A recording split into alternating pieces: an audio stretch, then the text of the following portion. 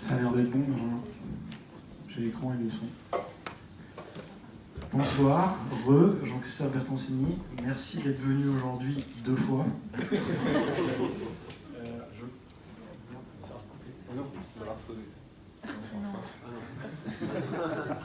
Merci d'être venu 2 fois, du coup. On va commencer, du coup, on va essayer de speeder un peu plus sur les présentations.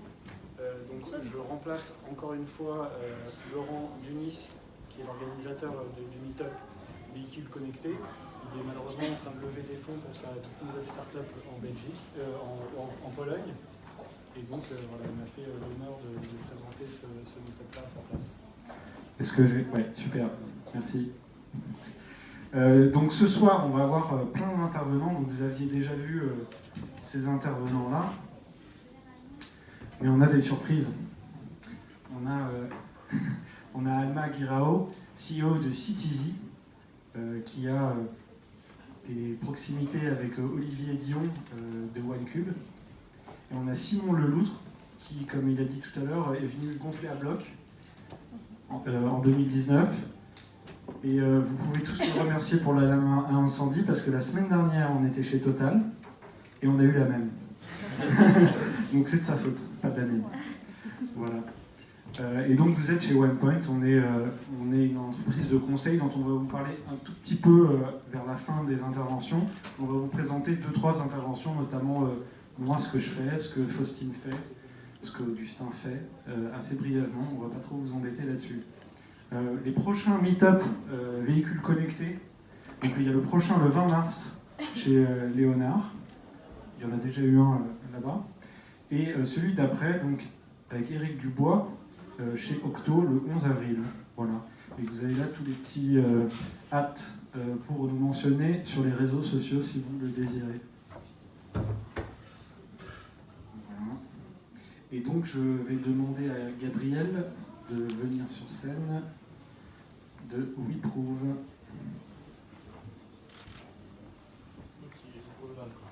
Voilà.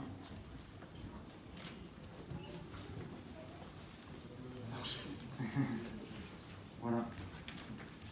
Donc merci Gabriel de t'être déplacé aujourd'hui. Moi je trouvais ta solution très très intéressante. Donc WeProve n'est pas tout nouveau, vous avez déjà une solution qui est utilisée par plusieurs de vos partenaires depuis un moment. Et moi ce qui m'a intéressé dans les nouveautés, c'est un portique. Donc j'espère que tu vas nous parler de ça. Merci. Je prends ça pour changer. Ok. Donc 10 petites minutes ou tu veux qu'on speed? Si tu peux faire plus court, ouais, c'est super. Ok, ça marche, pas de souci. Bonsoir à tous, merci d'être venus si nombreux. On a pris un peu de retard, donc je vais essayer de ne pas prendre trop sur votre temps. Donc moi je suis Gabriel Tissandier, cofondateur et directeur général de WeProve et de ProveStation, une nouvelle solution qu'on a présentée au CES début janvier et que je vais vous présenter en fin de présentation. Comme ça vous allez être comme des fous, vous allez attendre que ça, etc. et vous allez m'écouter tout le long. Donc tout commence par un problème simple qui est l'inspection de véhicules qu'on retrouve en fait sur tout le long de la vie du véhicule, à la fois au moment où il est produit, où il sort de l'usine, il est inspecté, sur toute la supply chain qui l'amène jusqu'au dealership, où il est inspecté jusqu'à 15 fois, et puis notre concessionnaire, il va vendre son véhicule à une entreprise qui va faire de la gestion de flotte et donc devoir inspecter son véhicule assez régulièrement, à des sociétés de location de voitures, à des particuliers, et puis à tous ces acteurs des nouvelles mobilités qui louent des voitures un petit peu de manière assez innovante. Puis à chaque fois qu'il y a un accident, un sinistre, voire même un dommage, on a besoin de chiffrer ce dommage, donc d'avoir une nouvelle inspection, de l'amener au garage qui va faire une inspection pour faire une offre de réparation, etc. etc. Et au-dessus de tout ça, on a des compagnies d'assurance qui ont besoin d'avoir cette information, qui ont besoin de réaliser des inspections dans le cadre d'expertise, qu'elles soient sur place ou à distance, mais aussi au moment de la souscription du contrat. Hop. Et aujourd'hui, ça a bugué, toutes ces inspections, ou presque, puisque WeProve existe depuis 3 ans et demi maintenant, sont réalisées sur papier, et ce papier, c'était ce qu'il y avait marqué là, c'est pas grave, il est imprécis, donc ça génère du vrai conflit, de la défiance, du stress, il est du coup pas automatisable, on perd beaucoup de temps, tout ça pour apporter un fort coût finalement dans l'ensemble de tous ces process que je vous ai exposés. C'est pour ça qu'on a créé WeProve, Une solution qui vous permet de réaliser la preuve de l'état du véhicule en quelques secondes de manière guidée et qui répond à tous ces use cases que je vous ai cités et qui fonctionne comme ça.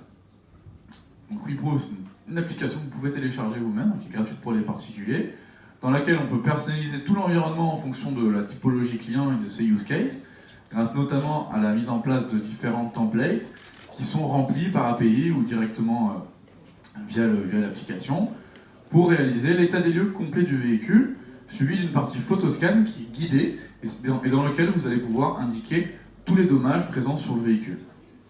Une fois l'état des lieux signé, vous recevez un rapport qui est horodaté, géolocalisé et entièrement sécurisé, notamment avec l'utilisation de la blockchain qui nous permet, tout ce schéma de certification nous permet de faire partie de la FNTC. Notre solution s'intègre en SDK, notamment pour les acteurs qui ont besoin d'intégrer la solution, et on propose toute une gamme de services qui viennent intervenir après l'état des lieux pour estimer le prix d'un dommage, avoir des devis, etc., etc. Et notre solution est accompagnée d'un dashboard de management.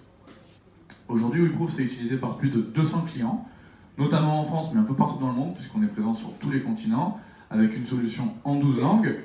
Et donc, on est utilisé à la fois par des tout petits acteurs, par des startups, par des très très grosses machines, ce qui montre qu'aujourd'hui, il y a un vrai besoin de confiance dans les échanges, quel que soit le type de société, et quel que soit le type d'échange finalement. À quoi sert WeProof? Bon, je ne vais pas trop vous embêter là-dessus sur la partie ROI, mais disons qu'on accélère jusqu'à 30% l'étape d'inspection. On améliore drastiquement, et ça c'est vraiment notre leitmotiv, la confiance dans l'échange grâce à cette preuve indiscutable, fini les conflits, fini la prise de tête. Ce qui permet aussi cette confiance, ça responsabilise les parties. Donc quand mon locataire va louer mon véhicule, je vais avoir un état des lieux hyper précis. Du coup, il ne pourra plus me faire le coup de la mauvaise foi. Ben non, la rayure, elle y était déjà, etc. J'ai la preuve. Et donc, il est responsabilisé. C'est la même chose en gestion de flotte, c'est la même chose dans le cadre d'une assurance. Et donc, cette responsabilisation, plus le fait de permettre aux opérateurs d'identifier beaucoup mieux l'ensemble des nouveaux dommages, suite à une location par exemple, permet de réduire les coûts jusqu'à 40%. Là-dessus, on a des beaux use cases que je pourrais vous partager. Et enfin, évidemment, on intervient sur l'expérience utilisateur, l'expérience client surtout, puisque plus de conflits. On a gagné récemment le concours Mondial Tech lors du Mondial de l'Auto. On a gagné le Grand Prix, on était très très très fiers. L'avenir de WeProof, et on est ici ce soir pour parler d'avenir, c'est vraiment d'aller vers ce qui se passe après ce fameux état des lieux. Une fois qu'on a détecté un dommage, on veut savoir combien il coûte, qui peut me le réparer, et tout ça de manière très rapide. Là-dessus, nous avons déjà développé un certain nombre de briques au sein d'un outil qui s'appelle Proof Estimate et qui vous permet d'obtenir ce type d'informations de manière très rapide. Mais comme on souhaite aller beaucoup plus loin, nous travaillons actuellement sur des technologies d'intelligence artificielle, à la fois pour détecter les éléments du véhicule, puisque une fois qu'on a détecté le dommage, on a besoin de savoir sur quel élément il se trouve pour faire un chiffrage et une cotation très très rapide, mais également sur la détection de dommages. Vous allez voir, on a une petite démonstration de nos derniers travaux de recherche, sachant que je n'ai pas les dernières vidéos. Et donc on arrive à détecter quasiment tous les dommages. Bon, on ne va pas aller chercher le micro-dommage non plus, mais on voit un certain nombre de dommages. Donc ça, c'est grâce à un dataset de plus de 4 millions de photos qui est généré par nos utilisateurs depuis plus de 4 ans. Donc on a un dataset parfait pour faire du deep learning et de l'intelligence artificielle, puisque nos utilisateurs prennent des bonnes photos de manière normalisée et indiquent eux-mêmes les dommages sur les véhicules, ce qui nous permet d'aller très vite dans cette logique d'intelligence artificielle. Et depuis 4 ans, si vous voulez, à chaque fois qu'on se rendait sur des sites où il y avait des forts volumes, où ça sortait, ça rentrait constamment, et on avait toujours ce besoin de confiance et de productivité, on s'est rendu compte que nos clients nous demandaient d'aller beaucoup plus loin dans l'automatisation du process d'inspection. C'est dans ce cadre-là qu'après 2 ans de R&D et le montage d'une équipe vraiment dédiée, nous avons présenté en janvier dernier le système ProofStation, qui est un portique d'inspection automatisé du véhicule, qui nous permet de réaliser l'ensemble de l'inspection du véhicule à 360 degrés, incluant le soubassement du véhicule, et qui nous permet également, puisqu'on est dans un environnement complètement contrôlé en termes de lumière, d'éclairage et de captation d'images, qui nous permet d'aller chercher des dommages beaucoup plus petits et de répondre aux besoins pour les connaisseurs de l'inspection du véhicule neuf, où là on va chercher des dommages vraiment montrer petit. Comment ça marche? Vous allez comprendre, c'est super simple. Le véhicule passe en mouvement dans le port. Ah, ça n'a pas fonctionné, c'est pas grave. Le véhicule passe en mouvement sous le portique, il ne s'arrête pas, c'est un scan qui dure moins de 3 secondes. On réalise, tout comme il prouve, un rapport d'état des lieux qui est horodaté, géolocalisé et certifié, qui est donc la preuve de l'état du véhicule. Et ensuite, on vient analyser grâce à une chaîne algorithmique complète. On travaille sur des logiques algorithmiques de deep learning, mais pas que. On utilise d'autres technologies d'analyse de l'image également pour aller chercher l'ensemble des dommages du véhicule et ensuite faire appel à tous nos outils de chiffrage pour que vous obteniez une vue très très rapide, quasiment instantanée, de l'état du véhicule et des frais de remise en état à réaliser. Merci beaucoup, je suis à votre disposition si vous avez des questions, et puis très bonne soirée, merci. Merci beaucoup Gabriel. Est-ce qu'il y a des questions? Ah, j'arrive. On peut parler fort. Bon, j'en ai une toute simple. Le système que vous venez de montrer, en discutant avec Indigo, ils m'ont dit qu'ils l'avaient dans les parkings au Brésil, parce que là-bas, les opérateurs de parking sont responsables de l'état du véhicule durant le stationnement. Vous avez une différence ou une valeur enfin, je ne sais pas si vous connaissez ces... Oui, complètement. On est en concurrence sur ce produit-là, on est en concurrence avec des systèmes que nous, on assimile plus à de la vidéosurveillance, puisqu'ils sont là pour attester de l'état du véhicule au moment où il est rentré du parking versus au moment où il est sorti. En aucun cas dans ces systèmes, sauf si j'ai raté un épisode, on a de la détection automatique de dommages, puisque de toute façon, pour faire cette fameuse détection, on a quand même un système de captation déjà qui est très coûteux, plus de 2 ans et plusieurs millions d'euros de R&D. Donc je serais très étonné qu'ils sachent faire de la détection de dommages, en tout cas avec la finesse qu'on met en place sur notre produit.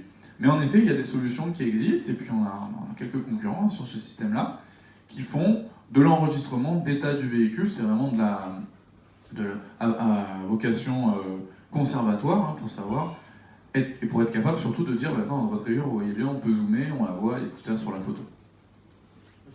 Une autre question, est-ce que vous travaillez aussi sur l'intérieur du véhicule et sur la mécanique du moteur notamment? Est-ce que vous avez des projets dessus?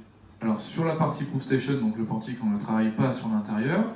Le concept est que notre solution industrielle est totalement connectée avec notre solution digitale.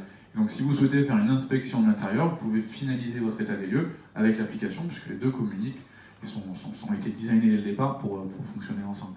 Quels sont les éléments du moteur? Sur les éléments du moteur, donc nous on fournit une vue complète du soubassement du véhicule avec une précision assez avancée. On n'a pas encore développé les systèmes de détection, de vibrations un peu étranges, etc. Mais c'est des sujets sur lesquels on ne se ferme pas. On est sur ces sujets d'état moteur vraiment en train de travailler avec des partenaires, d'autres startups également, qui travaillent sur de la vibration, qui travaillent sur des sujets connexes, pour pouvoir communiquer avec ces outils, qui seraient plutôt des outils embarqués et connectés, pour qu'on puisse faire un échange de données au moment du passage du véhicule sous le portique. Est-ce que vous êtes déjà en relation avec le constructeur sur la partie pour remplacer aujourd'hui le contrôle final qui est essentiellement manuel, visuel en tout cas par des opérateurs Exactement. très entraînés et qui sont très très pointus, ouais. Pour le coup j'ai passé plusieurs... Les défauts de peinture, les pots d'orange, des choses comme ça, c'est quelque chose que vous détectez aussi? Exactement, ouais. Nous à la base c'est un besoin qu'on a détecté en tombée de chaîne chez un constructeur très important, que je ne peux pas citer malheureusement. Et c'est avec lui qu'on a commencé à imaginer aussi ce produit. Et ce que je n'ai pas stipulé ici, c'est que ce système-là est en bêta-test aujourd'hui chez le groupe Bernard, donc qui est le distributeur numéro 2 au niveau national, dans une concession. On le teste pour différents cas de figure, à la fois la réception d'un véhicule neuf, la cotation d'un véhicule d'occasion, la gestion des véhicules de location et de courtoisie, l'entrée atelier, etc., etc. Et on a également un second portique qui est testé en tombée de chaîne, donc vraiment à la fin de la chaîne, pour voir jusqu'où on peut remplacer l'œil humain, quelque part, ou comment on peut l'aider de manière très avancée pour justement ces problématiques. Et c'est dans ce cadre-là qu'on a dû développer un système, en termes de R&D, c'était pas facile, qui permette à la fois d'aller chercher du tout petit dommage, ou du dommage de type malfaçon, donc on a un élément qui est pas vraiment aligné, on a un effet peau d'orange sur la peinture, qui parfois même à l'œil nu sont difficiles à voir quand on n'a pas un œil aiguisé. Et là-dessus on a travaillé, et c'est pour ça que notre système est, on considère comme le plus avancé au niveau mondial à ce niveau-là, puisqu'on a tout de suite mis entre guillemets, les mains dans le cambouis, on fait des inspections, que ce soit sur les ports, sur le flux du VN, en sortie d'usine, sur des compounds en France et à l'étranger, pour se rendre compte de quelle était cette technique d'inspection. Voilà, on pourra en parler des heures si vous voulez. Et qu'est-ce qu'on allait chercher comme détail, quelle était la granularité qu'il fallait imposer au système. Et tout ce travail, on l'a mené, et aujourd'hui, ça nous permet d'aller vraiment très loin dans la détection, sachant que, si ça vous intéresse, on a aussi des sujets de faux positifs. Donc dès qu'on travaille sur du VO, du véhicule qui a roulé un petit peu dans la rue, il faut savoir faire la différence entre un moustique écrasé et un petit impact. Donc ça, c'est une difficulté assez élevée dans ce projet-là, qu'on a abordé avec des partenaires, avec nos équipes qui sont des experts sur les sujets. Merci Gabriel. Le métier dont tu parlais en bout d'usine, c'est un métier que je voulais faire, le métier de palucheur, gants blancs, caresser des voitures toute la journée. Il y a des places si tu veux y aller. Ils ne voulaient pas de moi. Parce qu'il faut une vraie compétence. C'est un peu comme les chiropracteurs sentir un cheveu à travers une pile de papier. Merci beaucoup Gabriel. Merci à tous, merci. On pourrait lui poser plein d'autres questions par la suite. On va accueillir Alma et Olivier.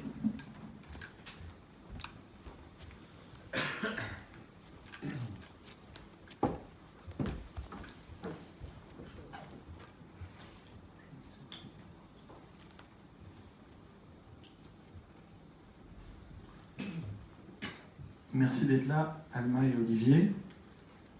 Une petite actu, un de tes partenaires, je crois, a levé 3 millions d'euros. Ouais. Voilà, on a vraiment des partenaires prestigieux, donc je vais vous raconter tout ça. Chez Citizy, on est parti d'un concept, la mobilité en pleine effusion, en explosion même. Donc il y a toujours plus de services, toujours plus d'applications mobiles, mais qui ont envie de passer d'une application mobile à l'autre pour changer potentiellement de véhicule ou de type de service. Et c'est pour ça qu'on a créé le premier agrégateur de services de mobilité. Alors pour l'instant, il est plutôt destiné aux entreprises, mais également aux territoires. L'idée, c'est de pouvoir centraliser sur une seule application mobile tous les services de mobilité. Alors chez Citizy, on a 4 grandes familles avec une vingtaine de partenaires, dont Plaxit qui fait du covoiturage et qui vient de lever 3 millions d'euros. On n'a pas que lui de prestigieux. On va avoir une première grande famille qui est l'itinéraire. Comment est-ce qu'on va passer d'un point A à un point B avec du covoiturage, potentiellement du taxi, mais également du VTC ou les transports en commun. On va avoir une grande famille qu'on va appeler Booking, et là c'est vraiment de la réservation de véhicules. On voit de partout des trottinettes, des Vélib ou même des anciennement Autolib. Donc l'idée c'est de pouvoir visualiser et booker un véhicule. On va avoir une autre famille qui est plutôt satellite autour de la mobilité. Donc comment est-ce que je vais pouvoir réserver en amont une place de parking pour m'éviter par exemple de tourner autour du lieu de mon rendez-vous, mais également de la réparation de vélos en temps réel. Aujourd'hui le vélo est vraiment plébiscité, et comment est-ce qu'on va accompagner cette mobilité beaucoup plus simplement. Mais la data est aussi importante. Comment est-ce que je vais recevoir en temps réel de l'information sur tout type de trajet. Il y a une différence aujourd'hui aussi, parce qu'on pourrait très bien parler de Citymapper. Aujourd'hui, Citymapper a vraiment une vocation à être un agrégateur de services de mobilité. Chez nous, on va complètement intégrer les services. C'est-à-dire que vous allez télécharger Citizy et potentiellement les 10 services qui auront été sélectionnés par le territoire, par l'employeur par exemple. Donc je vais rechercher un itinéraire sur la map, mais je vais également pouvoir booker un véhicule directement tout en étant dans Citizy. Et on ne quitte jamais Citizy. Sur le trajet, on va visualiser effectivement son trajet, mais on va aussi proposer une place de covoiturage, par exemple, à une personne qui a pour tout ou partie mon trajet. Et en fin de piste, en fin de course, on va nous proposer de visualiser une place de parking et de la réserver directement. C'est vraiment l'idée d'accompagner une mobilité beaucoup plus simple, qui va coûter moins cher, avec des services qui vont être proposés directement à l'utilisateur. Pour la partie plutôt entreprise et collaborateurs, on va gérer toute la partie note de frais, donc on va réussir à tout centraliser et digitaliser toute cette partie-là. Il y a aussi une chose en entreprise qui est importante, mis à part le plan de mobilité, donc les entreprises depuis le 1er janvier 2018 doivent mettre en place des plans de mobilité afin de pallier à la voiture individuelle. Donc, pour une start-up, c'est top d'avoir la loi avec soi, mais aussi on a du remboursement de frais kilométriques, notamment vélo. Vraiment, les entreprises sont friandes de ce premier ou dernier kilomètre et accompagner leurs collaborateurs. Et pour le coup, on va calculer directement dans l'application tous ces derniers kilomètres et digitaliser toute cette facturation. Aujourd'hui, on a déjà des clients, donc des clients du CAC 40 qui nous font confiance, qui ont acheté nos 2 premières versions, parce qu'on est arrivé à l'agrégateur pas comme ça par magie et par mode. On a d'abord testé 2 premières versions, on a eu beaucoup de retours utilisateurs, mais également de nos clients et des territoires, et on est arrivé, grâce à eux, sur un co-design entre guillemets, sur l'agrégateur comme on vous le présente aujourd'hui.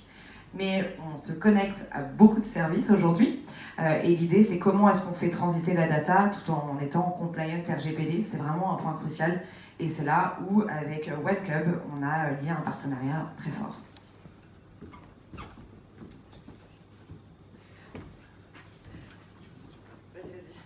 Bonjour à tous, donc je suis Olivier Dion, fondateur de WebCub.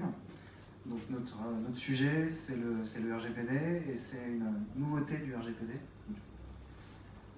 Donc qui est le droit à la portabilité. Donc il y a une centaine d'articles dans le RGPD, un article parmi tant d'autres, mais c'est peut-être le plus innovant de tout le règlement. Donc que dit ce nouveau droit? Il dit qu'un individu a le droit d'aller voir n'importe lequel de ses services en ligne et de demander à récupérer ces données afin de les transférer à un autre service. Il s'agit de un vaste panel de données. Ça va être toutes les données qu'on va saisir directement dans un service, donc nom, prénom, adresse, etc. Mais aussi toutes les données liées à l'utilisation du service. Donc on va avoir les données de navigation, géolocalisation, tout ce qui est achat. Ça fait partie des données qui doivent être portables. Pour l'instant, c'est pas encore apparent. Ce droit-là, il reste assez abstrait. Alors, pourtant, le RGPD est là depuis le 25 mai 2018, parce que justement, c'est assez flou. On ne sait pas vraiment comment l'appliquer, et notamment, en fait, on a beaucoup d'entreprises qui ont mal compris l'esprit derrière le texte, qui ne voient dans la portabilité que la portabilité concurrentielle, c'est-à-dire transférer les données d'un service A à un service B concurrent, de la même manière que la portabilité du numéro de téléphone mobile qui existe depuis plusieurs années. Mais ce n'est pas que ça, la portabilité, c'est aussi de transférer des données d'un service à un service complémentaire, de manière fluide. Donc là, on a de l'innovation. La portabilité concurrentielle, c'est un bénéfice de long terme qui va fluidifier le marché. Par contre, la portabilité complémentaire, on a une innovation directe. Tiens, ça va être plus simple. Donc, si je suis un service n'importe lequel, dans n'importe quel domaine, c'est pas que pour la mobilité, le bénéfice pour moi, c'est que je vais collecter, au travers du droit à la portabilité, je vais importer des données provenant de tout un tas d'autres services qui ne sont pas forcément sur le même métier que moi. Le bénéfice, de l'autre côté, à exporter des données, à mettre à disposition des données vers l'extérieur, ça va être finalement de me comporter comme un hub de service, et je vais permettre à mes utilisateurs de réutiliser leurs données ailleurs de manière totalement fluide. Donc nous, ce qu'on propose au milieu de tout ça, c'est d'abord un outil pour rendre tout ce processus le plus fluide possible. Contrairement à ce qu'on pourrait penser, c'est pas qu'une question d'interopérabilité technique, c'est pas qu'un enjeu technique. C'est aussi un enjeu de design, d'expérience utilisateur. C'est aussi un enjeu légal. Ce qu'on a vu, c'est que depuis le RGPD, en fait, il y a des nouvelles craintes qui sont arrivées. Avant, les entreprises avaient peur de lâcher des données à leurs concurrents. Maintenant, elles ont vu Cambridge Analytica et le RGPD, et elles ont des peurs légales de si j'envoie des données à une petite start-up qui les utilise mal, est-ce que ça me retombe dessus? Donc il faut sécuriser le processus. Et il y a aussi un autre enjeu très important, c'est la question du business model. L'Europe nous demande de rendre ça gratuit. J'appuie sur un bouton, transférer mes données d'un service à un autre, ça va être gratuit. Par contre, on peut avoir un échange de valeur entre les entreprises qui s'échangent de la donnée. Donc on traite toutes ces questions-là, un package, et on traite toutes ces questions-là. Je ne sais pas si ça va marcher. Donc, je vous montre une petite démo, c'est un cas d'usage fictif, je le précise, de portabilité, c'est pour que vous voyez l'expérience utilisateur. Donc là, imaginez, je suis sur mon billet d'avion à France, j'ai un bouton réserver un Uber, c'est là qu'on intervient avec une pop-up du consentement, qui est une autre notion du RGPD. Donc je vois exactement pour quelle finalité je vais transférer mes données. Là, c'est pour réserver un Uber directement associé à mon arrivée à l'aéroport. On verra après. Donc, je suis redirigé vers l'authentification Uber, qui est complètement libre, de me proposer tout le mode d'authentification. Et ma course est directement réservée et adaptée à mon trajet. Comme j'ai donné un consentement pour transférer mes données de mon billet d'avion à Uber, ce qu'on voit derrière, c'est si j'ai un retard sur mon billet d'avion, le flux est toujours actif et le retard est aussi transmis à Uber. qui va pouvoir adapter. J'avais donné le droit, j'avais donné la permission à Uber de recevoir cette info.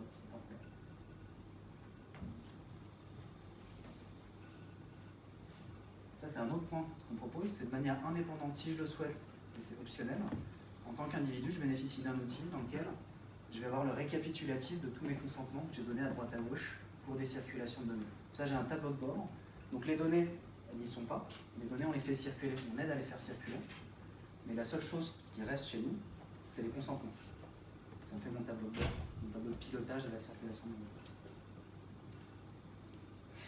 Donc je peux les révoquer. Oui, un point important du consentement, je peux le révoquer à tout moment.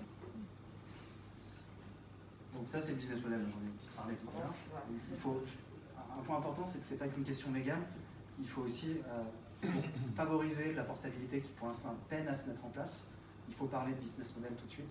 Il faut permettre un business model derrière la portabilité. Alors ça, c'est une autre problématique. Finalement, on propose un outil, mais il y a beaucoup d'initiatives, surtout depuis le RGPD, sur le sujet. Ça pousse de partout en Europe, qui sont très, très dispersées, souvent très sectorielles.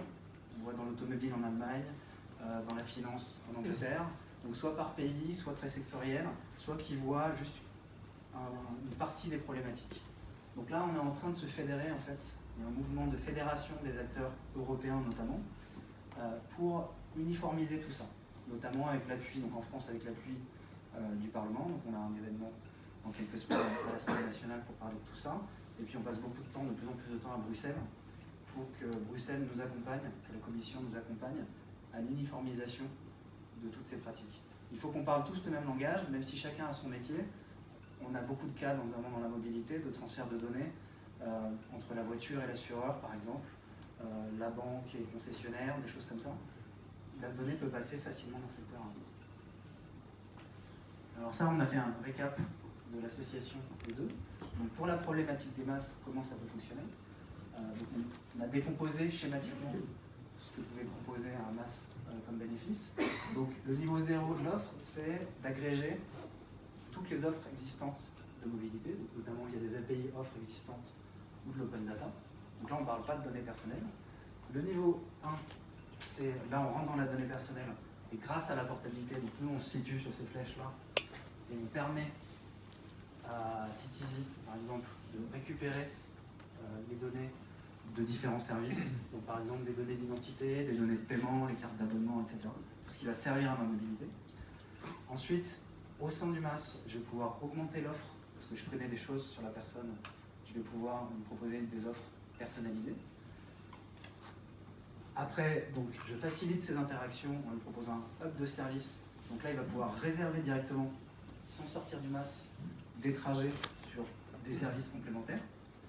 Et le dernier point, au centre, et ça c'est l'essentiel, c'est on facilite l'échange, mais en même temps on offre la sécurisation de l'utilisateur. Donc il a en fait, il a un tableau de bord de tous ces flux de données pour garder la maîtrise de tout ce qui se passe. Donc voilà ce qu'on est en train de faire ensemble avec Citizy. Voilà. Merci beaucoup Olivier. Si vous avez des questions, c'est maintenant. Moi je trouve ça génial. Moi qui teste justement plein d'applications de mobilité, je suis en permanence en train de ressaisir mes données, mon numéro de permis, machin, et en plus à chaque fois, ça génère un délai. C'est-à-dire que si je décide de louer une voiture et que je commence à rentrer mon permis, en fait le truc est généralement vérifié, donc il y a un délai, et donc ces acteurs-là auraient tout à gagner à ce qu'ils puissent en fait juste accéder à un profil que moi j'ai déjà renseigné il y a longtemps et qui est déjà du coup vérifié, plutôt que de générer. En fait, je suis certain qu'il y a plein d'applications, les gens quand ils voient tout ce qu'il faut qu'ils remplissent, qu'ils l'ont déjà rempli sur 3 applis qui font pareil. Justement, vous parliez de Autolib, aujourd'hui il y a 3 remplacements d'Autolib, donc ça veut dire 3 profils à créer. Alors que si je pouvais tout avoir au sein d'un même, moi je trouverais ça génial. Moi, vu que en plus je ne teste quasiment toute la journée que des applications comme ça de mobilité, ça me simplifierait grandement la vie. C'est pour ça que je voulais que Alma et Olivier soient là ce soir. Des questions? Ah bien, monsieur. Justement. Du carchéring.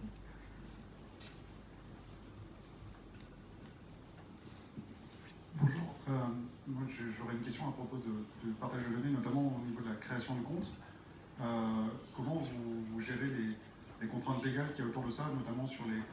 si on veut faire du car sharing, on a besoin de données type photocopie du permis de conduire, qui sont des données super sensibles pour plein de raisons, et qui sont demandées par l'État quand il y a des amendes, par exemple, qui sont du coup des données que forcément on doit avoir. C'est des choses que vous fournissez de partager entre plusieurs opérateurs? Alors nous, on n'est pas là pour la stocker, la donnée, on est là pour la faire circuler. Donc c'est le MAS, c'est Citizen qui va stocker ces données-là. Nous, on va permettre la circulation de ces données au partenaire qui aura choisi l'utilisateur. Du coup, je pose la question à Citizen plutôt. Citizen, est-ce que vous fournissez des photocopies de permis de conduire dans votre solution? Alors aujourd'hui, donc il y a deux différences. Il y a une montée en puissance aussi technologique et notamment sur ces questions-là qui sont évidemment hyper sensibles. Il faut savoir qu'on intègre en fait pour l'instant le partenaire et que tout est stocké chez lui. C'est-à-dire qu'on va faire transiter, donc effectivement on va être un lien en fait entre l'API de notre partenaire et faire remonter de la data, mais pour le coup c'est notre partenaire qui va stocker. Et via les API qui sont spécialement développées, donc aujourd'hui on a une vingtaine de partenariats, et pour le coup on fait développer des API spéciales justement pour faire transiter de la demande de la part des utilisateurs vers le service tiers, mais en fait la data transite par nous. Et c'est vraiment l'idée de centralisation de cette remontée de data et d'échange, et avec une expérience servicielle directement dans Citizen. Mais tout est chez vous, potentiellement, il faudrait qu'on discute. Vous expliquer exactement comment ça se passe chez nous. Voilà. Ok, merci.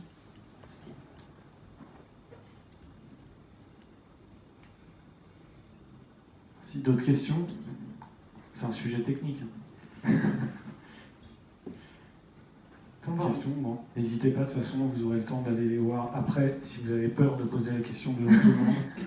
En tout cas, n'hésitez pas à leur poser des questions. Olivier, il est très pédagogue en plus, donc n'hésitez pas. C'est hyper intéressant. Je suis journal d'automobile et on prépare un événement qui va parler du MAS d'ici un petit mois, donc je commence à regarder de plus près. Quel est le niveau de maturité aujourd'hui, que ce soit chez les gestionnaires de flotte à qui vous présentez ce type de solution, que ce soit aussi dans les municipalités, là aussi il faut avoir des gens compétents pour comprendre cette complexité de schéma que vous proposez. Et j'ai cru comprendre que la DSP, la délégation de service public, c'était des contrats assez verrouillés, des modèles économiques assez verrouillés, et que le partage de données n'était pas toujours encore inscrit dans leur ADN, et perturbe un petit peu la chose. Est-ce que c'est des écueils, est-ce que ce sont des problématiques que vous rencontrez? On va faire une réponse en 2 temps. C'était pour vous deux, justement. Ouais, merci beaucoup, c'est hyper pertinent. Le MAS, c'est un peu le rêve de beaucoup aujourd'hui, c'est un peu le Graal. Nous, on s'appelle MAS aujourd'hui, mais notamment pour la conférence, nous aujourd'hui, on agrège vraiment des services de mobilité. Donc c'est très bien compris en fait par nos clients. Aujourd'hui, quand on va voir un client, par exemple, on dit écoutez, par exemple Orange, qui aujourd'hui a une flotte d'autopartage, il a du covoiturage, il a du vélo, il veut mettre en place de la trottinette partage, etc. C'est très simple de lui expliquer, arrêtez de vouloir faire télécharger 5 ou 6 applications à vos collaborateurs, intégrez tout, il n'y a qu'une seule app et une centralisation totale de vos services de mobilité. Donc, en termes de message, c'est très bien compris. Par contre, là, vous avez raison. C'est qu'il y a un nouveau métier qui naît dans les grandes entreprises françaises, qui est le mobility manager, entre guillemets. Mais c'est un sujet qui commence à être compris, à être vraiment pris. Donc, c'est un peu une exploration, même s'il y a des deals qui se font aujourd'hui. Et ça, c'est top, heureusement. Mais c'est vrai que c'est encore à exorciser, entre guillemets. Mais le message est quand même très bien compris. Voilà. Sur les données du service public, en fait. Oui, c'est ça. Alors, il y a un peu un contexte un peu contradictoire. Sur le droit à la portabilité en lui-même, toute donnée, je n'ai pas présenté le détail, mais si on reprend l'article et les textes qui vont avec l'article, toutes les données issues de la fourniture d'un service public n'ont pas à être portables. Une partie des données exclues de la portabilité. Donc les administrations sont en quelque sorte protégées de l'obligation de portabilité. Donc finalement, ce n'est pas un incentive à sortir les données des systèmes de l'administration publique. Mais en même temps, on a un mouvement derrière avec France Connect, notamment pour la France, il y en a partout en Europe. Il y a des pays comme l'Estonie qui sont très très avancés sur la circulation des données de services publics, avec une vraie volonté de permettre la circulation des données du service public, mais c'est vrai que pour l'instant c'est encore très fermé. Quand on lit, quand on discute avec les gens qui sont en train de mettre ça en place, ils veulent à terme permettre aux services innovants d'accéder à ces données. Nous on le voit dans les cas d'utilisation qui nous sont proposés, pas que dans la mobilité, dans la banque, l'assurance, etc. On aurait vraiment besoin de récupérer ces données. Ils le savent, ça va mettre du temps à se mettre en place, il y a une vraie envie de le faire, mais ça ne s'appuie pas sur l'article 20 du RGPD. Ça mettra plus de temps en fait. Merci beaucoup à tous les deux. Merci. Alors, je vais demander à Simon de venir nous rejoindre et de ne pas déclencher d'alarme. Et Simon, je ne sais plus trop, je crois que c'est sur LinkedIn, j'ai dû voir un de ses posts et je me dis, tiens, c'est intéressant. J'ai testé et j'ai vu, mais ce mec-là, il n'a même pas d'application. Et je me disais, mais en fait, il a raison parce que il peut vivre sans application. J'ai discuté avec lui et il m'a dit que c'était pas vraiment fait exprès, mais qu'en fait il s'était en effet rendu compte que c'était pas forcément indispensable. Et moi, sur un certain nombre de services en fait qui sont pas réguliers, est-ce qu'on a vraiment besoin d'avoir une application?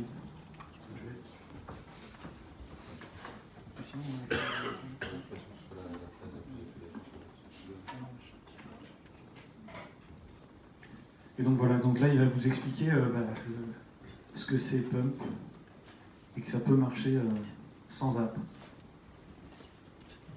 Ouais.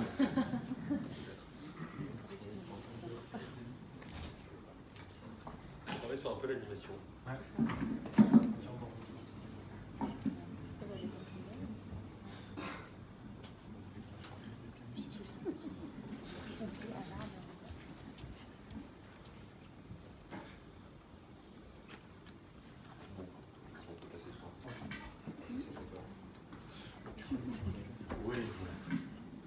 Donc,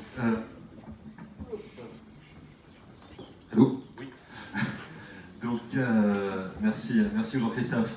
Comme je vous le disais, Pump, alors on a un métier qui est un métier de petits troublions. On s'amuse à déclencher les sonnettes d'alarme, comme le disait Jean-Christophe. Puis on a un deuxième métier qui est de gonfler des pneus. Parce que dans le milieu de l'automobile, quels que soient les changements aujourd'hui qui arrivent dans les usages ou dans les technologies, il y a quelque chose qui est immuable, c'est le pneumatique. Et le pneumatique, on a toujours besoin, en tout cas sur les 20 prochaines années, de les gonfler. Et donc on est parti de ce constat sur cette nécessité impétueuse de gonfler régulièrement ces pneus. Jumelé à un deuxième constat, qui est que le sous-gonflage, c'est aujourd'hui, sans jeu de mots, c'est un puissant fond Pump pour les jeux de mots, le gonflage de nos pneus, qui est que aujourd'hui, les Français ne gonflent plus assez leur pneumatique. On s'est rendu compte que près de 71% des Français roulaient mou, avec des pneus qui étaient chroniquement sous-gonflés. Alors on a creusé un peu le sujet pour essayer de comprendre pourquoi aujourd'hui on roule mou, ou en tout cas avec des pneus sous-gonflés. La raison première, c'est la disparition des stations-service. Il y a de moins en moins de stations-service et ça va pas s'améliorer avec l'électrification du parc automobile qui ne nécessitera plus d'aller dans une station-service pour faire le plein. Autre raison, bien sûr, c'est le côté très ingrat du gonflage de pneus. Partant de ces constats, on s'est dit on va développer une proposition de valeur. Les Français ne gonflent plus assez leurs pneus, et on va bien les gonfler à leur place. Et donc, on lève l'ensemble des freins au gonflage avec une offre sans rendez-vous, sans mise de clé, donc sans confrontation entre le conducteur et notre opérateur, et sans que l'automobiliste n'ait à connaître quoi que ce soit concernant son véhicule. Alors Pump, ça fonctionne de manière très simple. Aujourd'hui, c'est un système qui fonctionne sur Internet mobile sans passer par une appli, c'est ce que soulignait Jean-Christophe. C'était simplement par une question de convenience, c'était pour sortir le service le plus rapidement possible tant que nos applis n'étaient pas disponibles. Et puis on s'est rendu compte que pour un service qu'on va utiliser une fois tous les 2, 3, 4 mois, ça faisait plus sens d'avoir ce service sur du web mobile avec un aller-retour par SMS avec notre client que d'avoir notre propre appli, même si évidemment nos applis vont bientôt sortir, mais c'est purement complémentaire. parce que le risque, quand on développe une application pour un service qu'on n'utilise pas tous les jours, c'est que l'appli disparaisse de votre smartphone, c'est-à-dire que vous l'enleviez de votre smartphone. Donc je vous disais, Pump enlève l'ensemble des freins au gonflage avec une offre très simple. Concrètement, une fois que vous êtes garé, vous géolocalisez ou vous êtes automatiquement géolocalisé, je suis bien au 23 rue des Petits Champs, vous indiquez la durée de votre stationnement, vous photographiez ou rentrez manuellement votre plaque d'immatriculation. Nous, ça nous permet d'avoir immédiatement en temps réel l'ensemble des données du véhicule. On sait que c'est une BMW 320D de 2016, grâce à la base SIV du ministère de l'Intérieur, et donc on connaît les pressions du véhicule. Vous déterminez si vous souhaitez une pression standard ou une pression chargée ou une pression pour un usage autoroutier. Et vous pouvez vaquer à vos occupations. On va avoir un opérateur, ce qu'on appelle un pumpy, qui va se déplacer dans l'heure jusqu'à votre véhicule, qui va vérifier la pression de chacun de vos pneus, et le cas échéant, les gonfler à la bonne pression, en faisant un petit check-up en plus de l'état des pneumatiques et en faisant une mesure d'usure de ces pneumatiques. Avec quelque chose qui est très important, c'est que l'opérateur va prendre des photos du manomètre à chaque fois qu'il a fait une pression sur un pneumatique, ce qui prouve qu'on a bien gonflé les pneus à la bonne pression. Et là, alors je vais pas rencontrer Gabriel, mais j'ai rencontré Alexandre, parce qu'en plus on a été incubé par Car Studio, qui est la structure d'accélération de start-up du groupe Mobilivia. Et demain, ces photographies qui prouvent le fait qu'on soit bien passé, qu'on ait gonflé à la bonne pression, seront chez WeProve. Et parallèlement à ça, on photographie, on ne s'engage pas là-dessus, les éventuelles anomalies qu'on aurait pu constater sur le pneu. S'il y a un ballonnement, s'il y a une entaille qui peut mettre en péril la sécurité du conducteur quand il reprendra son véhicule. Et dès que l'opération est terminée, vous recevez un SMS avec un lien qui vous renvoie vers un bilan détaillé de l'opération qui a été menée. Alors, au-delà de la convenience qu'on apporte à nos clients, Pump, ça a aussi une vocation sécuritaire très forte. Le sous-gonflage en France, c'est directement responsable d'une centaine de morts par an, de 1500 blessés et près de 60 000 véhicules endommagés. Parallèlement à ça, le sous-gonflage, c'est une surconsommation de carburant. C'est de 3 à 7% de surconsommation de carburant. Et c'est l'usure prématurée du pneumatique. Quand vous faites un calcul très simple, en règle de 3, sur ce que le sous-gonflage peut potentiellement vous coûter, c'est près de 140 € par an de surcoût d'entretien du véhicule ou de carburant. Et donc on permet aux ménages, on permet à nos clients d'économiser ces 140 €. C'est encore beaucoup plus fort sur une flotte qui a un usage avec un kilométrage largement supérieur à la voiture d'un particulier. Et qui dit surconsommation de carburant et qui dit usure prématurée du pneumatique, ça dit aussi émission de CO2 supplémentaire et émission de PM10, qui sont les particules fines qui sont liées à la dégradation du pneumatique. Alors on a fait un premier lancement à Paris depuis novembre dernier, avec des résultats qui sont plutôt concluants. Et là, depuis ce lancement, on a eu pas mal de presse. Merci, certains se reconnaîtront dans la salle. On a eu pas mal de presse, ce qui nous a permis d'être contactés par un certain nombre d'acteurs, cette fois dans l'univers B2B, et avec lesquels on travaille sur le développement de nouvelles offres. Donc sur la gestion de flotte, on est en train on prépare une première grosse opération avec un acteur du domaine des utilities, sur de l'allocation de véhicules. On prend en charge les opérations de gonflage des véhicules d'un acteur de la location, et on est en train de s'intégrer à un certain nombre de plateformes ou d'agrégateurs de services automobiles, notamment Free2Move, qui est la plateforme d'agrégation de services de PSA. Et là on arrive dans le cœur même de l'usage de la voiture connectée, c'est-à-dire qu'avec PSA, demain, quand vous allez avoir une alerte de sous-gonflage de votre véhicule, tout de suite l'ordinateur de bord va vous proposer le service Pump en vous disant la prochaine fois que tu te gares, est-ce que tu souhaites commander un gonflage avec Pump? On a un partenaire pour mener les opérations qui est Stewart, je ne m'attarderai pas dessus, et puis on bénéficie d'un certain nombre de soutien de Paris Senco, soutien de Car Studio qu'on partage avec nos copains de WeProve. Je serais ravi de répondre à vos questions. Je vous laisse la parole et je reprendrai après. Merci beaucoup.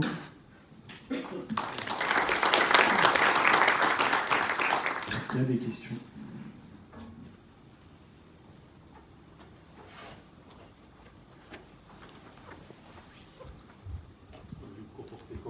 care how much it costs. C'est pas cher, c'est pas cher, notamment par rapport à la sécurité, qui n'a pas de prix, la sécurité.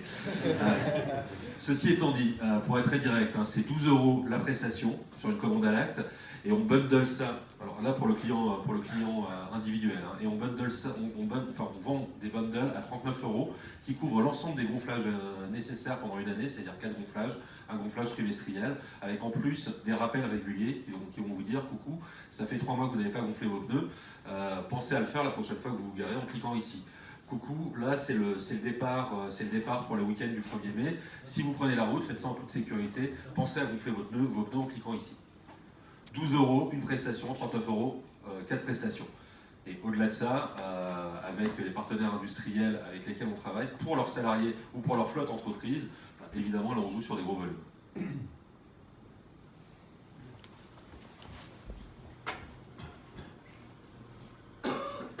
Sur l'animation, on voit que le pumpiste est à vélo. Est-ce effectivement le cas ou vous partez sur d'autres solutions? Il est en vélo ou en 2 roues.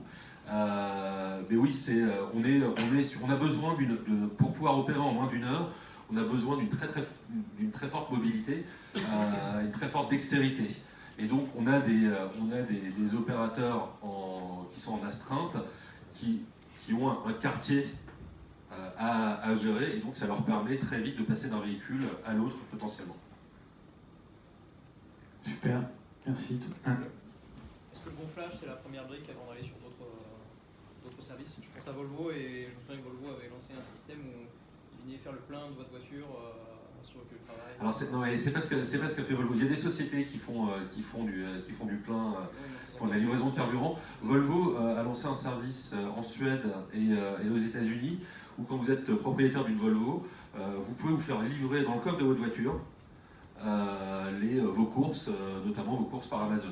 Et donc Volvo donne accès via une application mobile aux livreurs à l'ouverture du coffre de votre voiture. On travaille avec Volvo parce qu'on a eu la chance d'être lauréat du gros hackathon qui a été lancé par Volvo en février dernier, enfin février 2018, donc il y a 1 an. On avait gagné ce hackathon, et on réfléchit avec Volvo à mettre en place un certain nombre de services. Demain, évidemment, je pense qu'il va y avoir une concentration des différents acteurs qui travaillent sur l'entretien de l'automobile. Nous, on est quand même sur quelque chose qui demande beaucoup de dextérité, et surtout qui demande, et ça c'est vraiment le point clé chez nous, qui ne demande pas de confrontation entre le conducteur et l'opérateur. Ce qui nous permet de faire des opérations en quelques minutes, versus faire le plein, ou versus faire de la réparation. On est vraiment sur de la prévention. Mais à un moment, évidemment, on élargira notre panel de services, mais d'abord, le premier objectif, c'est de se développer dans l'espace. Super.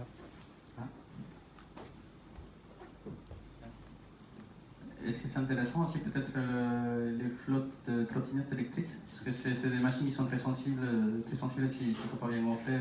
Aujourd'hui, alors je suis pas sûr que les trottinettes électriques dans un premier temps soient une de nos cibles. Aujourd'hui, on est capable d'opérer uniquement des 4 roues pour des questions de disponibilité des bases de données qui nous permettent d'avoir la pression de chacun des pneumatiques, des trains de pneumatiques. On est en train de travailler à la possibilité d'intégrer les bases de données scooters. Donc demain, on sera en mesure aussi d'opérer sur des scooters, et là il y a une vraie demande, notamment en milieu urbain. C'est encore plus dangereux d'avoir des pneus sous-gonflés qu'en rando. C'est clair. Merci beaucoup. Et on va rapidement du coup vous parler un petit peu de OnePoint. Merci. N'hésitez pas à les poser des questions après.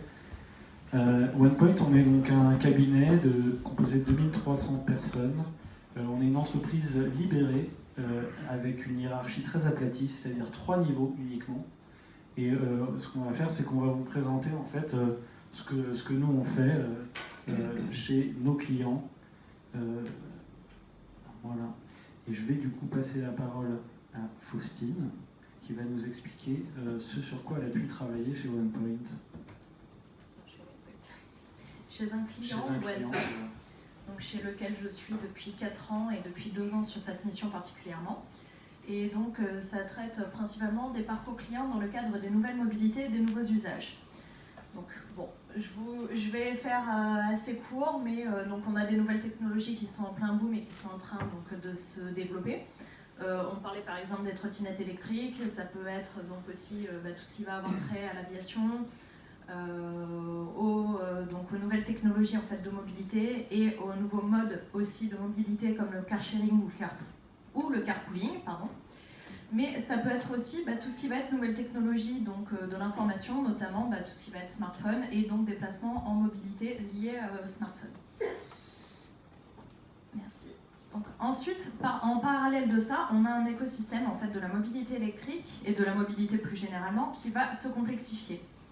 Comme on peut le voir, en fait, on n'est plus sur simplement des constructeurs qui vont construire des véhicules et faire appel à des équipementiers et autres, mais on va avoir un écosystème qui va vraiment de se développer, notamment avec les entreprises des nouvelles technologies comme on peut le voir Amazon, Google ou Android qui vont essayer de s'interfacer directement avec les tableaux de bord des véhicules. On va avoir aussi toutes les offres de nouvelles mobilités, notamment par exemple Uber et Lyft, et je reviendrai plus particulièrement sur Uber. On a aussi tous les nouveaux services autour de la mobilité. Donc ça va être comment est-ce que je vais pouvoir intégrer des briques de paiement par exemple à l'intérieur de mon véhicule, mais aussi tout ce qui va avoir trait à la mobilité électrique, puisqu'on est dans une phase où on va développer de plus en plus en fait, les mobilités électriques de par la transition énergétique qui est en cours dans le monde et les problématiques environnementales. Et enfin, dans un dernier point, on a aussi tous les énergéticiens et les pétroliers qui du coup voient leur business model bouleversé par l'efficacité énergétique et aussi par tout ce monde du transport qui évolue et qui du coup cherchent des nouveaux business models et des nouvelles manières de s'implanter en fait dans cet écosystème de plus en plus complexe. Alors, cette transition, elle est aussi encouragée par de nouvelles attentes au niveau des clients. On a des clients qui deviennent de plus en plus friands d'omnicanalité, c'est-à-dire qu'ils vont commencer leur parcours d'achat, par exemple, sur leur mobile et le terminer sur leur smartphone. Ils vont adorer justement ces problématiques ou sur leur tablette. Donc voilà, on a vraiment une grande problématique d'omnicanalité à l'heure actuelle, ou alors commencer en boutique et finir chez soi. On a aussi donc des clients qui souhaitent en fait la rapidité, la fluidité et le côté sans couture au niveau de leur parcours. Enfin, ils souhaitent avoir donc, un parcours à très forte valeur ajoutée, notamment par la personnalisation qui passe par de la captation de la data. Et donc, on a vraiment un changement de paradigme où le client est placé maintenant au centre des réflexions des différentes sociétés. Ce qui est quand même une évolution très importante dans les mentalités qu'on peut avoir, et on peut le voir notamment avec Citizy, où vraiment l'expérience client est au centre, et en fait on le retrouve chez de plus en plus de clients qui s'interrogent justement sur quelle est la place de leurs clients et comment ils vont pouvoir faire évoluer leur business model pour mieux les intégrer, et donc à partir d'une expérience hors du commun, continuer à vendre ou faire de l'upsell, du cross-sell et ainsi de suite. Donc ce qu'on a constaté, c'est que, en tout cas chez mon client, le parcours client de la mobilité en tant que service était composé de 5 étapes fondamentales. Une partie donc, qui était la détection, savoir où je me trouve, et donc principalement c'est associé à la géolocalisation, donc ça peut être soit via le smartphone ou via les véhicules connectés. Ensuite, on a une phase d'information, donc par exemple combien ça coûte, quels sont les services qui me sont proposés. On va avoir une phase de réservation éventuelle si le service peut se réserver. Comme on parlait tout à l'heure des parkings, ça peut être le cas pour des parkings. Enfin, on a donc la phase de réalisation du service. Et pour finir, une phase de reporting. Donc ça peut être, comme on a vu dans le cas précédent, donc un petit reporting en disant j'ai gonflé mes pneus. Chacun de mes pneus a été gonflé de temps. Et donc ça fait un reporting à la fois pour le consommateur, mais ça nous permet aussi de capter un maximum de données. Donc ces parcours, c'est les parcours qu'on note notamment chez Uber. Donc vous l'avez tous expérimenté au moins une fois, je pense. Mais vous avez donc cette partie où vous êtes géolocalisé, comme on disait, donc avec la détection. Ensuite, vous avez l'information sur le prix du tarif et les différents tarifs qui sont proposés. La réservation qui a lieu donc, quand vous sélectionnez donc, votre véhicule et que vous attendez donc, votre course. Vous avez la réalisation d'un point A à un point B où on vous abreuve de données aussi en vous donnant l'itinéraire que le chauffeur prend et l'interfaçage avec les différentes API. Et pour finir, vous avez une phase de reporting en vous disant vous avez consommé tant, ça vous a coûté tant, et on vous propose aussi de donner un feedback sur votre prestation, notamment à travers les notations. Et en fait, c'est ces nouveaux parcours qui se généralisent un petit peu dans cette phase. Et d'où l'importance en fait de travailler sur les parcours clients et l'étude de ces derniers, la formalisation afin de tirer une valeur ajoutée à chacun d'entre eux. Et donc voilà nos conditions à nous chez OnePoint au niveau des différents parcours clients qu'on travaille chez nos clients. C'est penser global, donc inscrire les stratégies au sein d'une démarche globale et d'un écosystème qui est de plus en plus complexe. C'est personnaliser au maximum, personnaliser un maximum, donc voir où est-ce qu'on peut récupérer de la donnée et comment est-ce qu'on va pouvoir améliorer le parcours en anticipant un maximum et en ayant le moins de données à fournir pour un parcours qui soit sans couture. Être driver-centric, puisqu'on est autour des systèmes de mobilité et du car as a service. Donc du coup, le conducteur est au centre de notre activité, de notre pensée, et il faut toujours se référer à comment l'utilisateur va réagir afin d'avoir un parcours qui soit cohérent. Et enfin, tirer parti des microservices, et là j'introduis un petit peu ce que va nous présenter Augustin, mais c'est comment est-ce que les microservices et notamment l'APIisation des systèmes va pouvoir nous permettre de répondre aux besoins liés aux nouveaux usages de la mobilité. Merci beaucoup Faustine, très clair. Et on va laisser la parole du coup à Augustin qui va nous parler d'APIisation des services. Voilà, bonjour, moi je m'appelle Augustin, je suis consultant chez OnePoint depuis 1 an. Je suis sur le même projet que Faustine chez mes clients. Donc, comme Faustine l'a dit, on évolue dans un environnement qui est de plus en plus concurrentiel, donc de plus en plus de gros groupes se retrouvent à faire des partenariats qui passent notamment par des API. Donc aujourd'hui, il y a une démocratisation des API. Donc c'est de plus en plus de nos textes sont confrontés aujourd'hui aux API, et donc ça implique qu'il faut envoyer une image simple, donc ce qui se passe derrière, donc tout ce qui est l'organisation des actions, il faut juste renvoyer une image simple qui ne fasse pas peur pour pouvoir vendre ces API.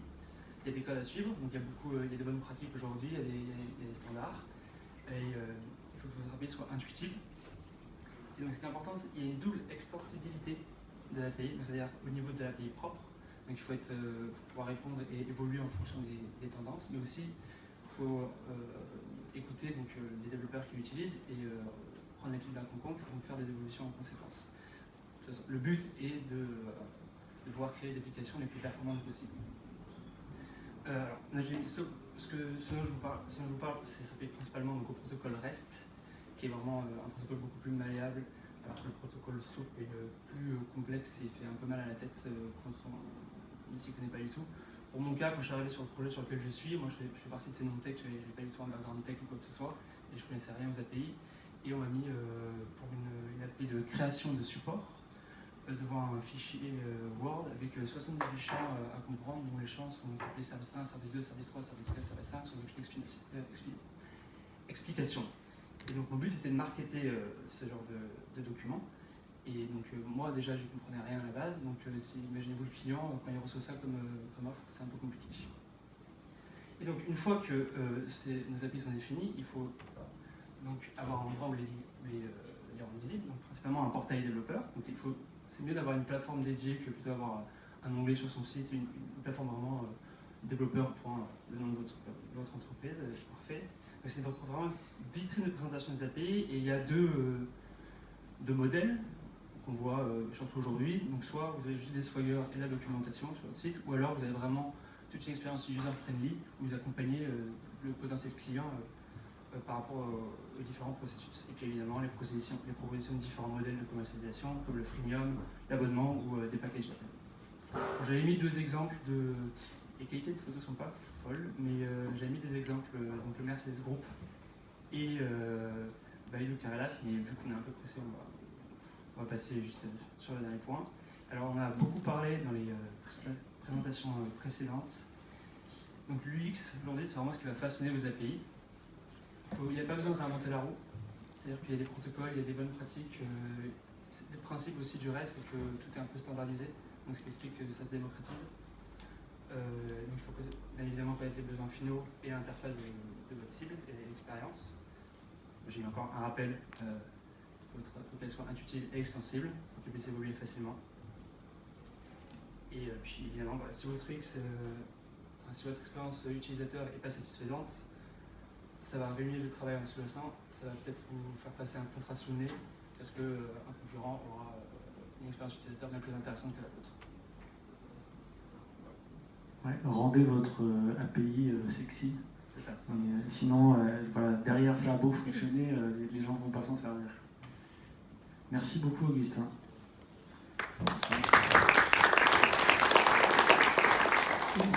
Et moi, j'essaie de me dépêcher pour la fin. Et moi, j'interviens également sur la mobilité. Et moi, je suis chez Total en tant qu'expert véhicule connecté mobilité. Donc, je teste plein de produits, je teste plein d'applications, je les compare entre elles, je leur fais des petits benchmarks. Je les ai également accompagnés sur une due diligence pour le rachat d'une start-up, parce que tous ces sujets-là, en fait, sont très nouveaux pour eux, et donc je les accompagne là-dessus. Le but, c'est de faire monter en compétence les équipes chez le client, et donc j'ai plein d'outils pour ça. Donc déjà, il y a une veille, je fais une veille permanente de tous les achats, de toutes les acquisitions qui sont faites par les grands groupes. Donc qu'est-ce que font les OEM, les constructeurs auto, qu'est-ce que font les assureurs, qu'est-ce que font les loueurs longue durée. Donc, beaucoup de production de documents autour de ça, sur les écosystèmes, qui rachètent qui. Et du coup, j'organise des rituels, donc soit des petits déjeuners, 30 minutes, format court, sur les dernières news de tout ce qui est véhicules connectés. Et donc là, les gens, à chaque fois, montent en compétence sur les sujets. Un des derniers sujets, par exemple, c'est la 5G, le Wi-Fi. Qu'est-ce qu'on va utiliser dans le véhicule connecté? Ça, c'est des questions que les gens se posent. Et du coup, voilà, moi, je leur prépare une présentation et je vais du coup évangéliser sur ces sujets-là pour que Total puisse se sentir plus légitime autour de ces sujets-là. Qu'est-ce que j'ai d'autre? Voilà, l'organisation de meet-up, tout ce qui est test, en fait, j'ai des collègues qui sont très occupés dans leur métier. Moi, du coup, tout ce que je teste, je fais des vidéos, et donc après, ces vidéos-là sont sauvegardées sur leur réseau social, et c'est accessible. Et donc, voilà, évidemment, ma prestation n'est pas forcément pérenne à vie. Le but, c'est que les équipes de mon client montent en compétence sur ce sujet-là. Donc voilà, c'est beaucoup autour du partage et de l'entraide. Voilà ce que j'avais à vous dire sur moi. Au niveau de OnePoint, on est également, voilà, c'était un peu pour illustrer en fait les compétences du groupe OnePoint, que vous connaissez peut-être pas encore. On sera tous, avec Faustine et Augustin, à votre disposition pour vous en parler. Par exemple, on est capable, c'est juste pour vous montrer en fait qu'on est capable vraiment de faire des projets de bout en bout, c'est-à-dire de la recherche, de la R&D, du POC, du développement d'un outil, de la maintenance d'un outil, de faire de la TMA. On est capable d'intervenir vraiment à tous les niveaux. On fait également de la gamification, du change management bien sûr. Donc voilà, on est vraiment capable de répondre un peu à tout. On est présent sur beaucoup de secteurs, sur la banque, le télécom, l'énergie, plein d'autres, je ne vais pas tous les citer. Donc voilà. Et donc n'hésitez pas à nous solliciter. Je reparle des prochains meet-up véhicules connectés. Donc le 20 mars chez Léonard et le 11 avril chez Octo Technologies. N'hésitez pas à communiquer sur les réseaux sociaux. Voilà. Et je vous souhaite une excellente soirée et surtout, restez là, sustentez-vous, discutez avec les gens, tout le monde est là pour partager. Voilà. Merci beaucoup à tous.